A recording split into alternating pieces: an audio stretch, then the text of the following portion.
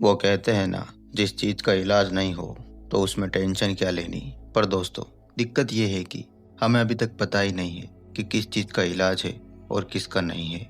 अगर ये समझ गए तो सब समझ जाओगे और समस्या आएगी और जाएगी, पर आप वहीं के वहीं एक योद्धा की तरह डटे रहोगे। दोस्तों, काफी बार ऐसा होता है जब आने वाले कुछ पलों में या कुछ दिनों में आपको कहीं दूसरे शहर में जाना होता है, या कोई ऐसी चीज जैसे स्टेज पर जाकर बोलना, कहीं किसी ऑफिस के काम से जाना, या किसी बड़े अफसर से मिलने जाना।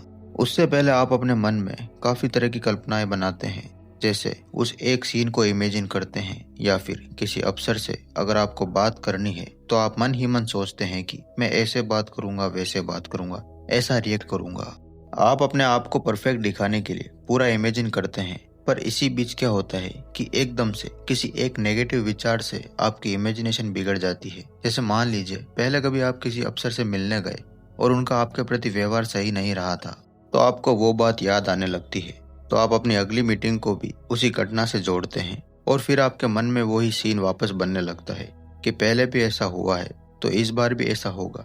और धीरे धीरे यही विचार आपके मन में घर बना लेता है, और आप बस यही सोचते रहते हो कि वापस ऐसा ना हो जाए। और इस वजह से आप घबराए रहते हो, अपने मन में दुनिया भर की नेगेटिव इमेज बनाने लगते हो कि अगर बॉस ने कुछ कहा तो क्या होगा, या फिर उनके कुछ कहने पर मैंने कुछ कर दिया तो ऐसे काफी ख्याल दिमाग में आते हैं। और मान लीजिए आपकी मीटिंग 2 दिन बाद है, तो आप 2 दिन तक उन्हीं सब चीजों में उलझे रहते हो और अपने 2 दिन खराब करते हो। और जब जाते हो मीटिंग में तो सब सही रहता है, और आपने जो दुनिया भर की सोच बना रखी थी कि ये होगा वो होगा, ऐसा कुछ होता ही नहीं है और आपकी मीटिंग पूरी हो जाती है।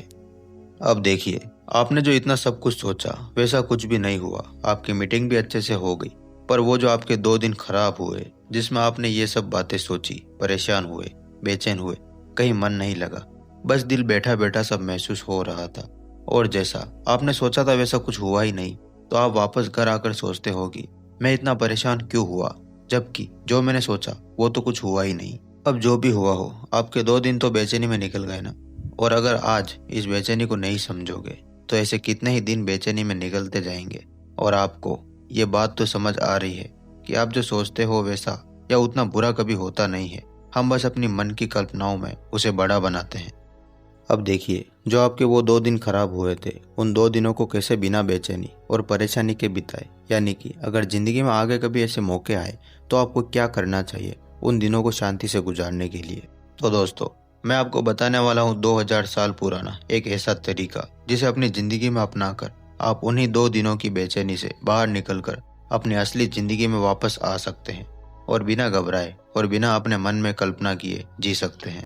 और इस तरीके का नाम है डाइकोटोमी ऑफ कंट्रोल, यानी कि नियंत्रण का विभाजन। नाम सुनकर आपको कॉम्प्लिकेटेड लग रहा होगा, पर ऐसा नहीं है। तो चलिए शुरू करते हैं काम की बात। डाइकोटोमी ऑफ कंट्रोल आखिर है क्या? डाइकोटोमी मतलब 2 हिस्सों में बांटना, और कंट्रोल मतलब नियंत्रण करना। यानी कि दुनिया की हर चीज या हर घटना को 2 हिस्सों में बांट दो। पहली चीज जो हमारे नियंत्रण में है, यानी हमारे हाथ में है, और दूसरी चीज जो हमारे नियंत्रण में नहीं है, यानी हमारे हाथों में नहीं है। यह दर्शन हमें स्टोइसिज्म स्कूल ऑफ थॉट से मिला है, जिसके महान गुरु थे एपिक्टेटस। वे कहते थे कि इस दुनिया में कुछ चीजें हमारे कंट्रोल में होती है और कुछ चीजें हमारे कंट्रोल में नहीं होती है। जैसे कि मान लीजिए आपके कुछ समय बाद कोई एग्जाम है, तो अब इसमें देखिए कि आपके कंट्रोल में क्या है। पढ़ाई करना, कोशिश करना, पेपर अच्छे से सॉल्व करना, ये सब आपके हाथ में है। और अब आपके हाथ में जो नहीं है वो देखते हैं। कैसे प्रश्न पेपर में आएंगे, टीचर पेपर कैसे चेक करेगा, आपका रिजल्ट क्या आएगा, और बाकी बच्चे कैसा पढ़कर आएंगे, वो सब आपके हाथ में नहीं है। एक और उदाहरण लेते हैं। जैसे हमने शुरुआत में बात करी थी, आपकी किसी अफसर के साथ मीटिंग थी। अब देखिए, इस परिस्थिति में आपके कंट्रोल में क्या है?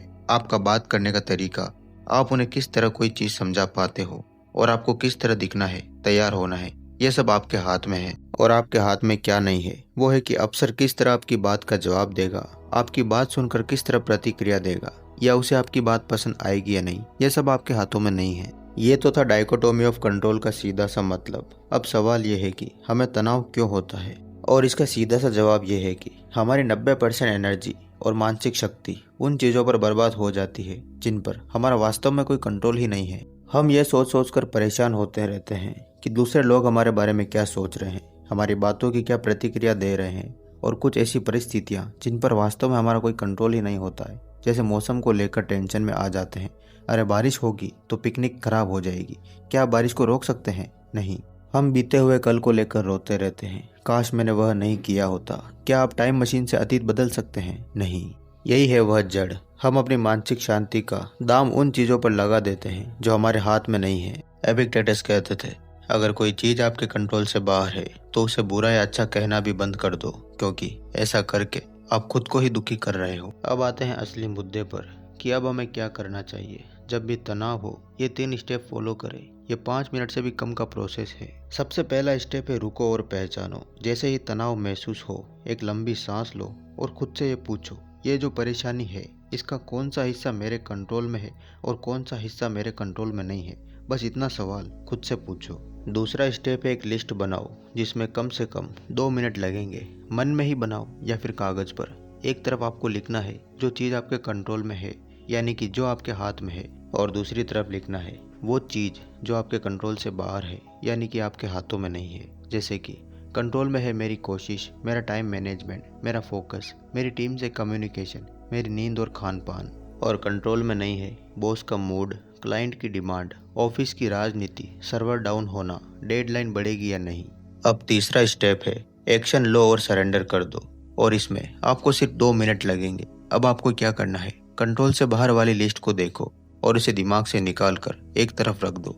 इनके बारे में सोचना बंद कर दो, ये आपके हाथ में नहीं है। उनकी चिंता करके आप अपनी एनर्जी बर्बाद कर रहे हो। और अब उस लिस्ट को खोलो जो आपके कंट्रोल में है और अगले 1 घंटे के लिए सिर्फ उसी पर विचार करो और उसी के लिए काम करो।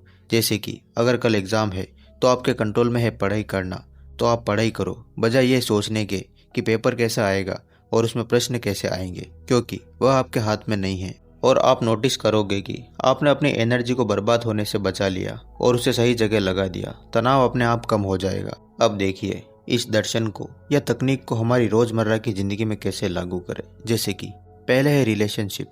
अब आप देखिए आपके कंट्रोल में क्या है, आप कैसे बोलते हैं, आपका व्यवहार या आपकी ईमानदारी, ये सब आपके हाथों में है। और सामने वाले का रिएक्शन, दूसरों की भावनाएं और दूसरों का प्यार, यह सब आपके हाथों में नहीं है। अब इन दोनों को जोड़कर अगर एक मंत्र बनाए तो क्या निकलेगा, मैं अपना फर्ज निभा सकता हूँ, बाकी उनकी मर्जी। इसी तरह अगर हेल्थ की बात करें तो आपके कंट्रोल में क्या है, अच्छा खाना, एक्सरसाइज करना, पर्याप्त नींद लेना। और आपके कंट्रोल में क्या नहीं है, वह है कोई अचानक बीमारी आ जाए, जेनेटिक प्रॉब्लम या उम्र बढ़ना, यह सब आपके हाथों में नहीं है। और अगर इन दोनों को जोड़कर एक मंत्र बनाए, वह है मैं हेल्दी लाइफस्टाइल अपनाऊंगा, बाकी सब परमात्मा के भरोसे।